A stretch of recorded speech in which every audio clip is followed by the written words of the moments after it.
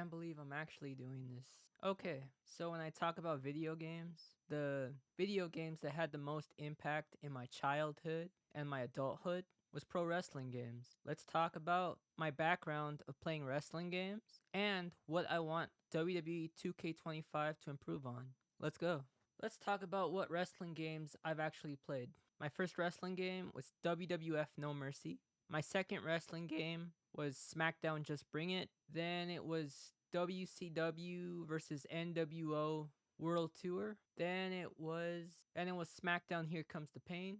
Then it was the original SmackDown versus Raw. Then SmackDown vs. Raw 2007, 2008, 2009, 2010. I did not play 2011, even though I probably should have. I played WWE 12. I played WWE 2K15, WWE 2K17, 19, and 2022 and 2023. If you played WWE 2K20 or 2K18, sorry you got scammed. Oh, I also played WWF Warzone. And then I also played Fire Pro Wrestling World before the New Japan DLC. And then I also played that one indie game where you could play as JP Warhorse or Commissar Warhorse and Zack Sabre Jr. That was like the only game you could play on as them. It was a pretty chill wrestling game, but I got a refund because they only had like 6 characters. And I'm like, no thank you. Let's finally talk about the future of wrestling games with WWE 2K25.